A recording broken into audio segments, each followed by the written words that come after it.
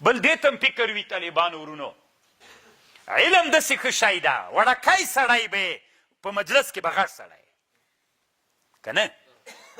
کله چې مجلس کې ناست یې سپین ږیري سپین ږیري خلک به وي، تا سره به تعلق د علم وي، نو سپین ږیرو ته به ګورې، ته به ځوان سړی په هغه مجلس کې ناست یې، غټې غټې خبرې به کوې.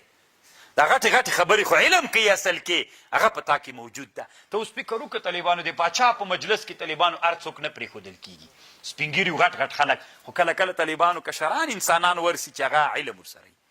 د سلیمان السلام په طالبانو چې داسې مجلس ته وزراو ناست وو، هدهد به هم پکې و د کور ګټ کې که نه. هدهد به راغی د سلیمان علیه السلام د وزراو په مجلس کې، د کابینې په مجلس کې به ناست وو. و زوی مړ کې دا هدهد ته شی کړي دي چې الله دومره کمال ورکړی چې د وزیرانو د کابینې په غونډه کې دا هدهد په چوکۍ نیغ ناست دي. علت یې څه شی و طالبانو؟ علم. احط بما لم تحط به خبرا.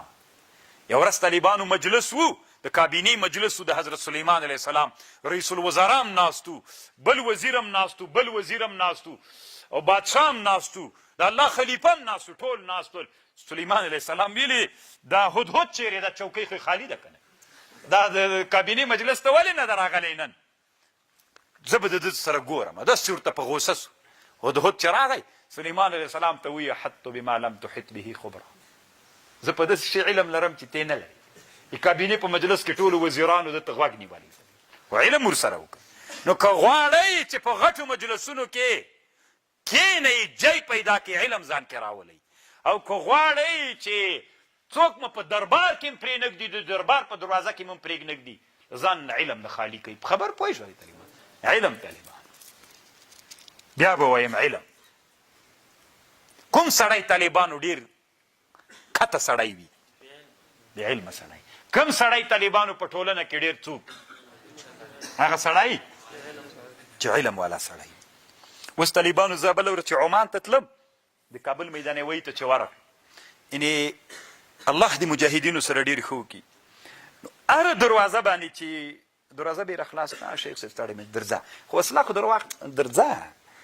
اخر ته چې ور ورسېدلې که نه، هغه خاص هغه ته بس سړی راغه خپله د یو آی پي والا مشر راسي، ما نه لیدلی نه مې مخکې ورته ویلي چې زه درځم، خو بس هغه دې راکړه اسناد دې راکړه، بولډینګ پاسونه راواخلستي، تور موټر چې د دنیا غټ غټ خلک راځي که نه هغه ته یې ورولي پکې، شیخ صاحب راځه د دروازې مخکې درته ودري، دومره لږ جای که نه لکه تر دغه چې پورې تیاره کې ور وستلو.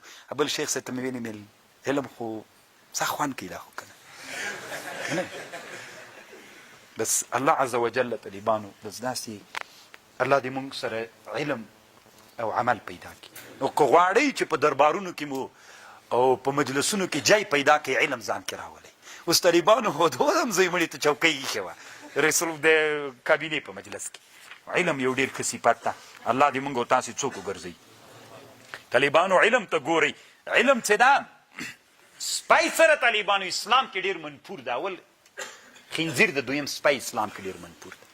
خو طالبانو که سپي ښکار وکړه، تعلیمي سپی و، علم دې ور زده کړی و، دا ښکار پاک ده. ګوره ودلید سپی طالبانو بیا پاک سو. سپي که په تا باندې خوله ولګوله او دا کالي دې نجس و، دا مردار ده، اما که غوښه یې کانې درته وکړه بیا پاک ده. د علم دې وجې نه طهارت پکې راغی. علم طالبانو سړی لاغه نه. یو شاعر تیر سوی فرزدق ورته وي، یو ورځ شعر ویلی، لقد ضاع شعري على بابكم کما ضاع در على خالصه. خالصه طالبانو د سلیمان ابن عبدالملک ابن مروان معشوقه وه، ډېره پګرانه وه. د هغې په غاړه کې به کوم ملغلرې چې پرتې وې، عجیب خوند به یې کوه. نو بیا د فرزدق یو شعر ویلی و، د کوم بادشاه دروازې مخ ته یې شعر ویلی و، لقد ضاع شعري على بابكم، ما چې شعر ولید تاسې دروازې ته ضایع سو، شعر مې هېڅ ګټه یې راته ونه کړه. کما ضاع الدر على خالصه، لکه د خالصې په غاړه باندې چې ملغلرې پرتې دي، نو یعنې داسې ښایسته نه ده، نو هغه ملغلرې چټي بدرنګه کړي دي. ښځه بدرنګه نه، ملغلرې خو د هغه چا په غاړه باندې خوند کوي چې لږ ښایست خو ولري که نه، د دې د بدرنګۍ د وجې نه، یعنې ملغلرې بدرنګه سوي دي. سلیمان ابن عبدالملک خبر سو، چې خبر سو فرزدق ته سخت غوسه وي، زه به تا سره ګورم. چې راغی ورته ویلي وي تا د ما د معشوقۍ غیبت ولې کړی ده؟ لقد ضاع شعري على بابكم كما ضاع در على خالصه. خالصه څومره حسینه ده. طالبانو یو څوک حسین وي، چاته حسین وي، په نفس الامر کې نه وي. دا خو د هر چا له سترګو له کنجو چې وروګورې بیا سړي ته پته لګېږي. په رزدق ورته ویلي وي سلیمان ابن عبدالملک دا د الله پاک هلاک کی چا درته د ما د شعر معنا کړې ده. ما کله د شعر ویلی ده، ما داسې ویلي دي لقد ضاع شعري على بابكم. لقد ضاع ځلېدلی و شعر د ما چې تاسو دروازې کې مې شعر ویلی ډېر وځلېده، خوند یې وکړ. کما ضاع الدر على خالصه. لکه چې ملغلرې د خالصې په دې سینه باندې چې پرتې وي داسې پړکې وهي. خبر خو پوهېږئ که نه؟ طالبانو ځان یې تېر خلاص کړه، که نه زنجیرونه منجیرونه یې ټول راوړي ول او ویلې چې هغه ور واچوي، تر هغه وخت یې زنجیرونو کې وتړئ چې سات یې روزي لپاره زده کړه. خو طالبانو علم له چا نه خلاص کړ. ضاع په ضا باندې بدل کړ. ضاع علم طالبانو سړی له چا نه باسي؟ له زندان نه باسي. الله عز وجل دې موږ علما وګرځي.